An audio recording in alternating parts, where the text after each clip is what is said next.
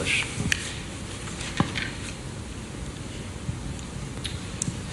Ministers, secretaries, thank you. Keeping in mind that all four of you have talked about the deep friendship and alliance between the U.S. and India, I have several questions. First, for Secretary Blinken, isn't it problematic that after 48 days of war that India has yet to condemn Russia's invasion? What more can the U.S. do to persuade India to make what some would argue is a symbolic step, but still a critical one? And there are a number of reports suggesting that Moscow and Delhi are trying to work out some sort of currency exchange for future energy purchases. Did you tell Secretary Jaishankar that these could risk violations of not just current sanctions, but also risk violating CAATSA? Secretary Austin, this is a larger policy question.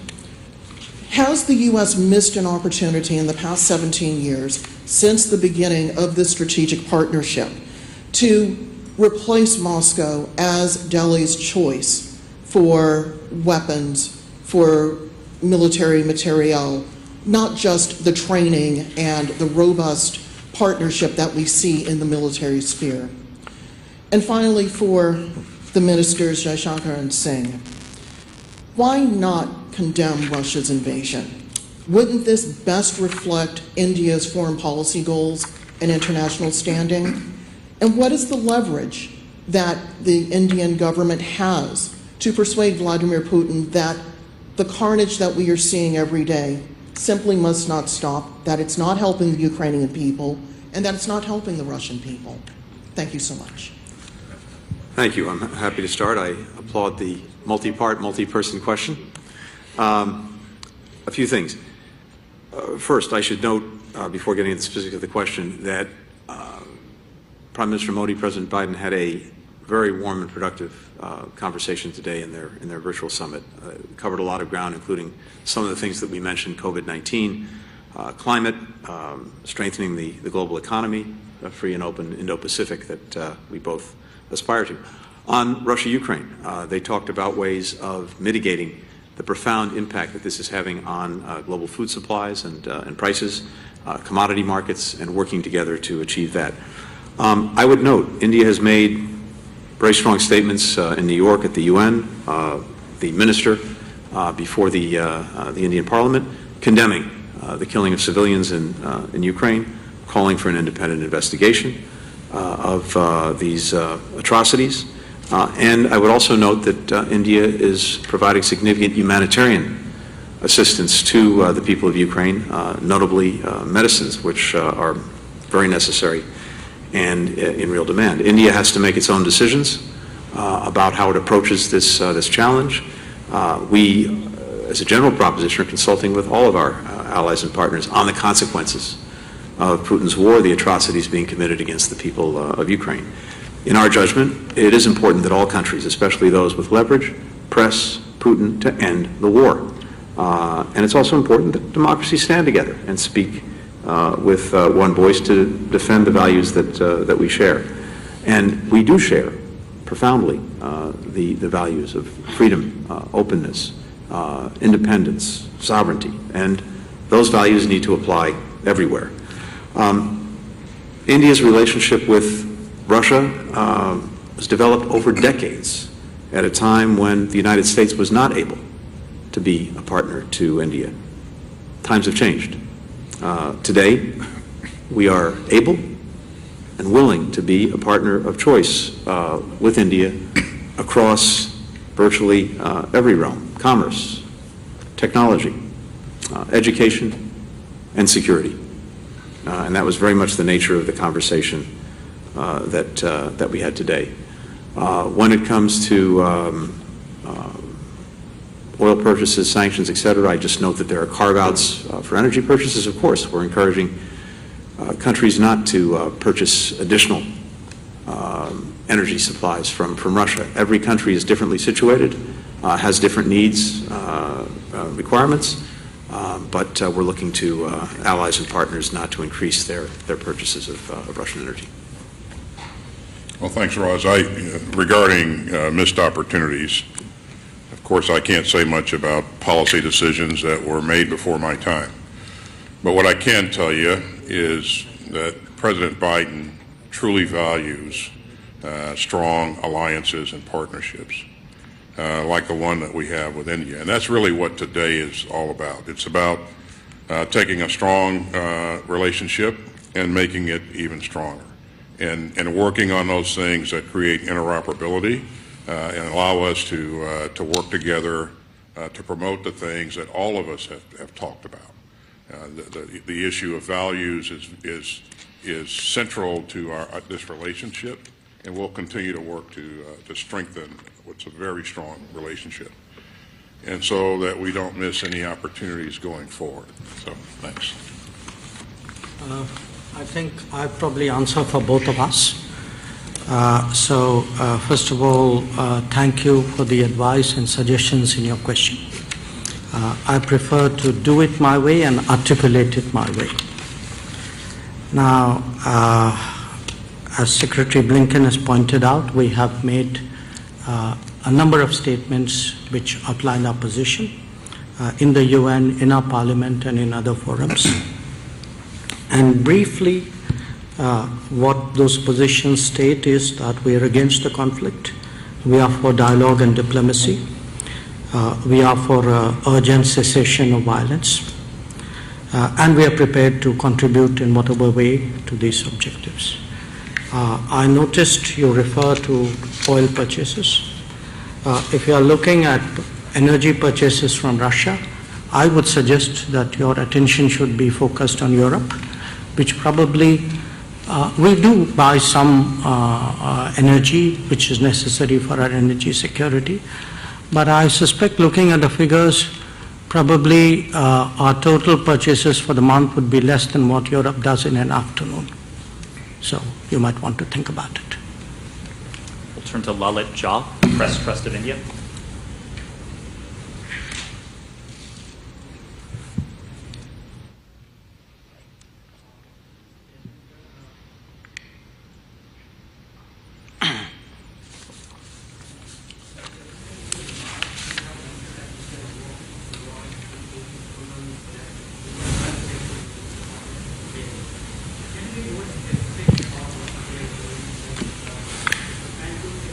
And Secretary Blinken, India being a tough neighborhood, seeking to diversify its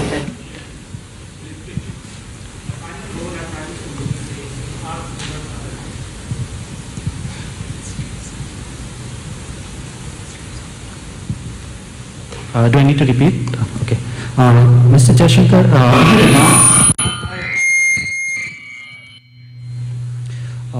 my second question is to Secretary Blinken and Secretary Austin. India, being in a tough neighborhood, is seeking to diversify its energy and military needs. As Prime Minister Modi says, the final goal is Atmanirbhar Bharat, which also means self-reliant India, and this includes energy independence. You know, US has played a key role in India getting food security through Green Revolution.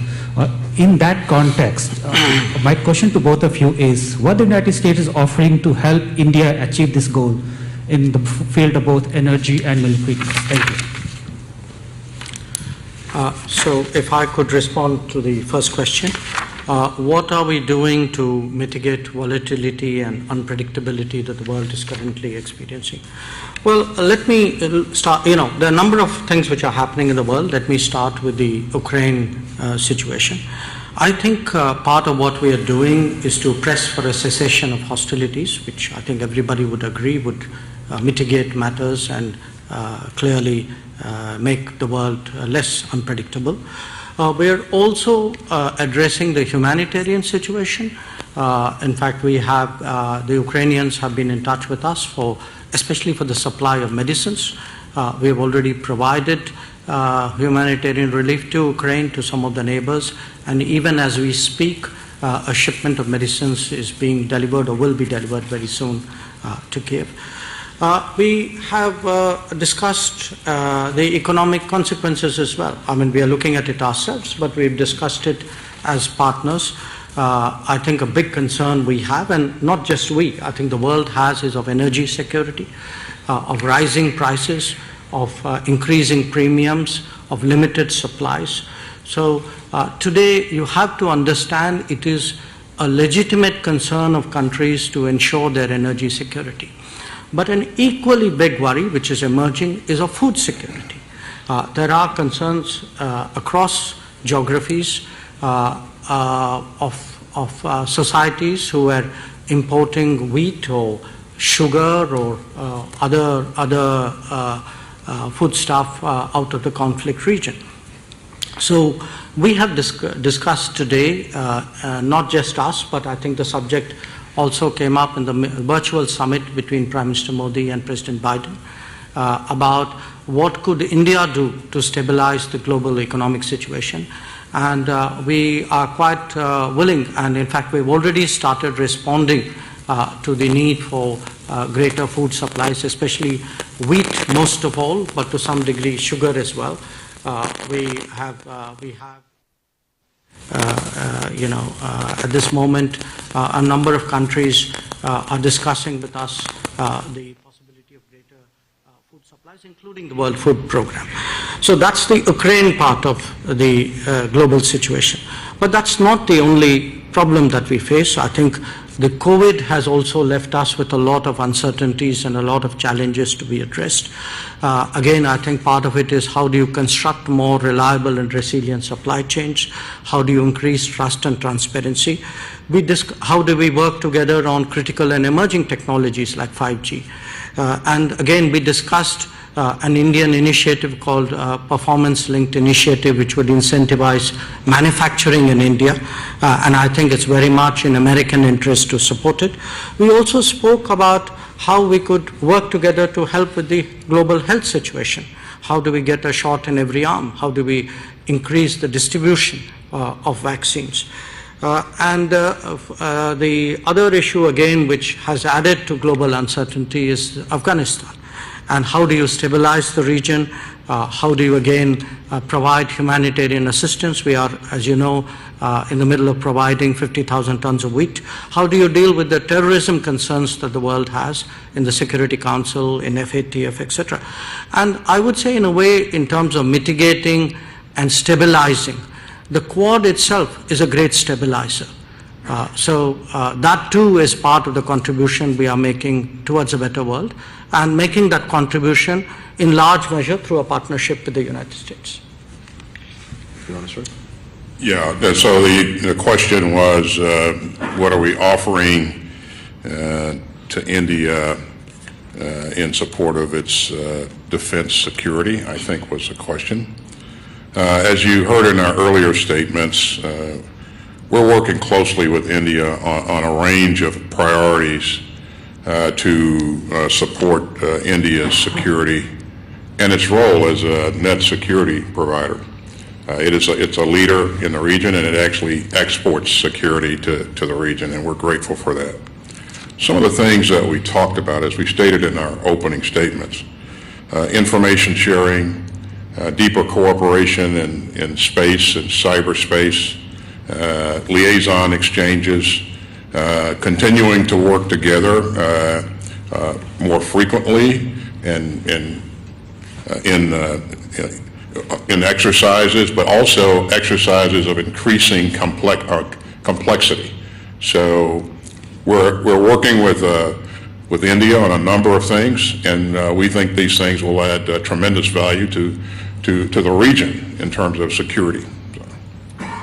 And on the last part of the question on energy, first let me say what we're seeing across the board is that the Russian aggression against Ukraine is having profound impacts not only on the people of Ukraine, the brutalization of the country, but it is having global impacts, including, as we were talking about, on food availability and prices, and also on energy. And we've seen significant increases in price there as well. One of the important steps that President Biden took was to proceed with a coordinated release from strategic petroleum reserves that will continue over the next, for the part of the United States, over the next 6 months to ensure that there is adequate energy on world markets, both to have an impact on availability as well as on price, to deal with the disruptions caused by the Russian aggression. I think if that aggression stops, if the conflict stops, it will have a positive impact, both on energy availability and prices, as well as on food availability and food prices.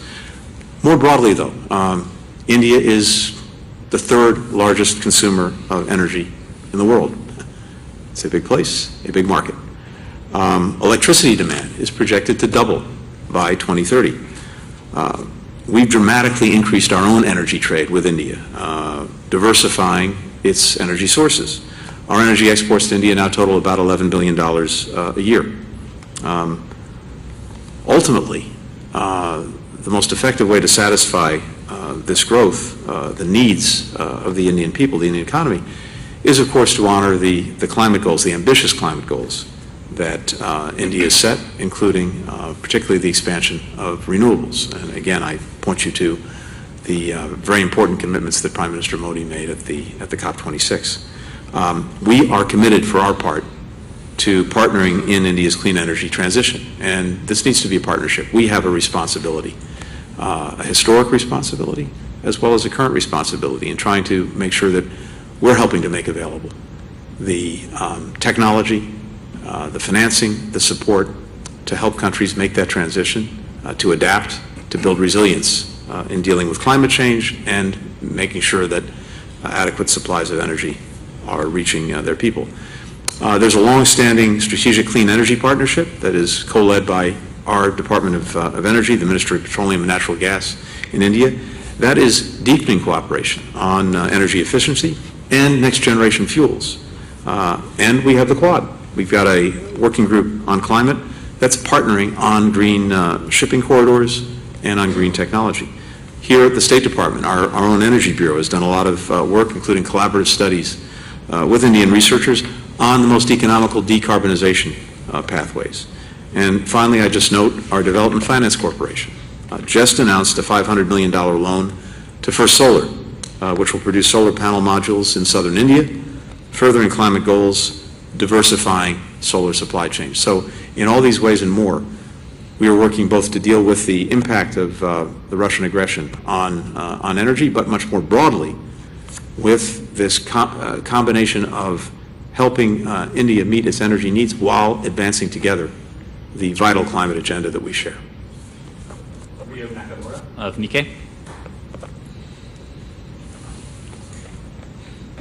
Thank you very much for taking my question.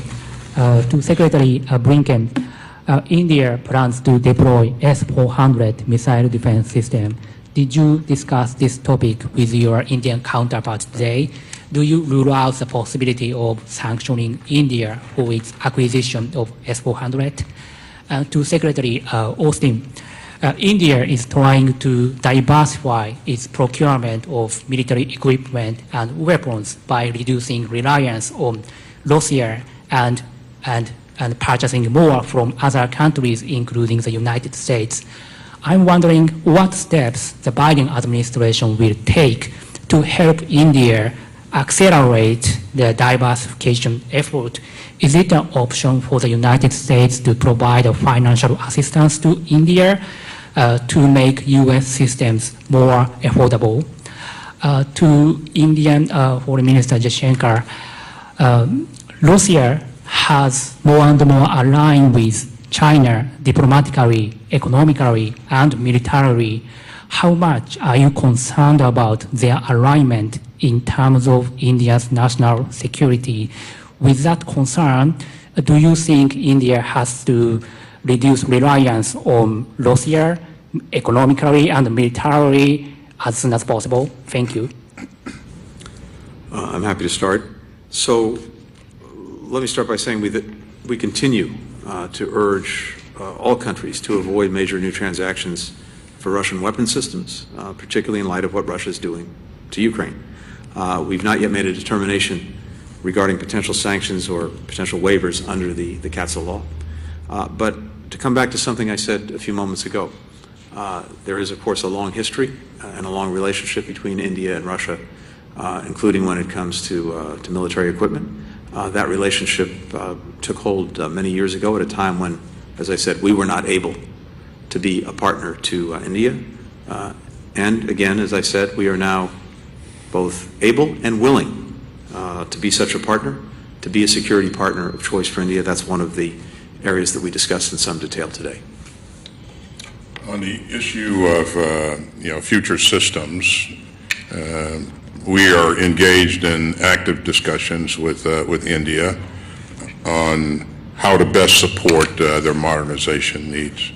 And again, as we look at the future, we want to make sure that we maintain the ability to operate together. And so we look forward to those continued discussions. And it also includes a range of options that would make our systems more affordable. So this is work that will continue going forward, and again, look forward to continuing to have them as a strong and reliable partner. Well, this seems to be my day to get a lot of advice and suggestions from the press, so thank you for joining that. But look, we watch what's happening in the world like any country does, and we draw our conclusions and make our assessments. And believe me, we have a decent sense of what is in our interest and know how to protect it and advance it. So I think part of what has changed is we have more options than we did before. I will look at us today. We are standing here for a 2+2 with a substantial defense collaboration which has happened in the last decade, which we have been discussing how to take forward. And this wasn't an option which was there for 40 years before that. So the world is changing. The world will keep changing. What we have to do in our profession is to watch it and see how your interests are best advanced in that. And I just want to pick up on the last, not this question, but the previous question which Secretary Blinken answered on the energy side, which is, given our energy security concerns, again, I don't want this whole subject to go off on a sort of a political note. Every country looks at its best options, and I think today an expanding India-US energy relationship, which by the way didn't exist some years ago. If my memory is right, you are the second largest LNG supplier to India, I think the fourth or the fifth largest crude oil supplier, a big partner in the renewable side, including the agreement which Secretary Blinken just mentioned. So we have, there is so much more going on in the world today, and a large part of it is really to fully explore the opportunities between India and the United States. We'll take a final question from Pranay Upadhyay, ABP News.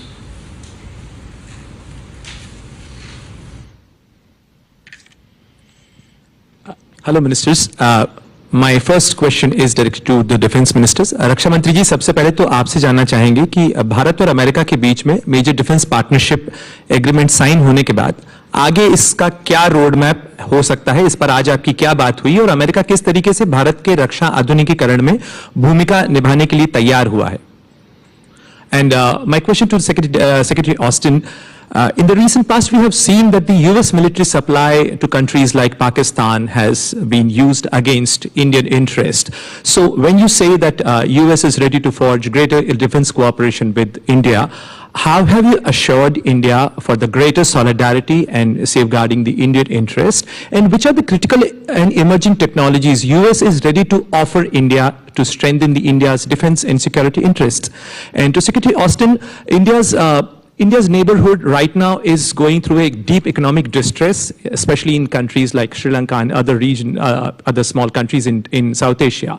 How U.S. is trying to cooperate with India to have a greater stability in the region as far as the economic stability in the post-COVID world?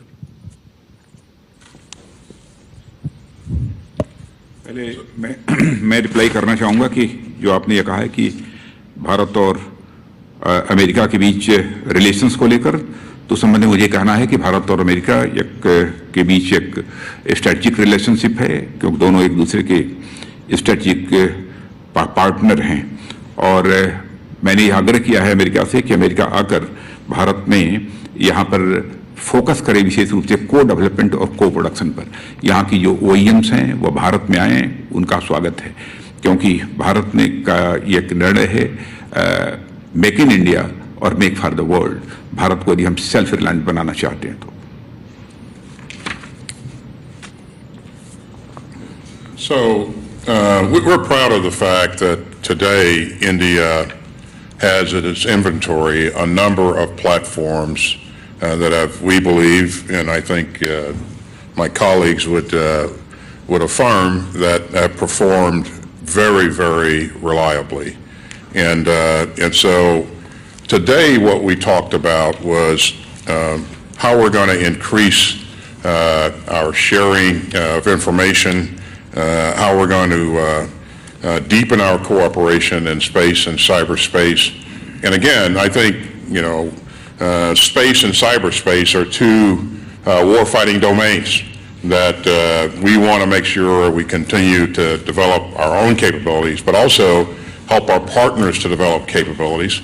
And I think, those are the types of things that I think will cause us to be dominant in any battle space. So, we really look forward to developing this relationship a lot more, and also continuing to work together with our counterparts here, our colleagues in high-end, complex operations. And that's how really you strengthen that trust and build on capability. And just on the challenges facing the region, this was very much a subject of our conversations today and an ongoing conversation. Let me say a couple of things about that. First, we are trying to deal together with a number of the immediate crises that countries are facing around the world, but including in the Indo-Pacific, including some of India's closest neighbors. When it comes to COVID-19, we've been working through the Quad partnership to effectively deliver hundreds of millions of doses of vaccine. We're now deepening our work to make sure that we're getting shots into arms, that we're supporting healthcare workers, and that we are building strong supply chains, both for the immediate challenge and going forward. Similarly, we talked about this earlier. We're very focused on the impact that the Russian aggression in Ukraine is having on food prices and food availability, and that affects countries in the region as well. India is taking steps and looking at additional steps when it comes to making food stocks more widely available. We're doing the same. We're increasing financing to the World Food Program, the Food and Agricultural Organization. We're looking at what we can do to incentivize the increased production of fertilizers so that even as we get beyond this year's crops, as people are thinking about next year's, yields can be sustained and won't decrease, which would further interrupt supply and raise prices. So in all these areas, we're collaborating together. Similarly, on energy, as we just discussed. More broadly, one of the things that we're talking about is an initiative that President Biden will launch in the weeks ahead, the Indo-Pacific Economic Framework. And there, working together with countries in the region, we can have a very positive effect and very positive impact on things like building supply chain resilience in ways that actually benefit the economies of countries in the region. On infrastructure investment, which is so needed and so critical, where India and the United States can work together. On making available green technology as part of that effort, building out global health security and the necessary infrastructure that goes with that. Working together on digital trade, which is increasingly a part of the lives of people in all of our countries and has tremendous potential, including in a number of these neighboring countries. So in all these ways and more, we are working not only individually, but increasingly we're working together to make sure that some of the benefits of the changing economy can be brought to these countries, as well as helping them to deal with many of the challenges that we're facing. Thank you, Your Excellencies. This concludes the press availability. Thank you. Thank you.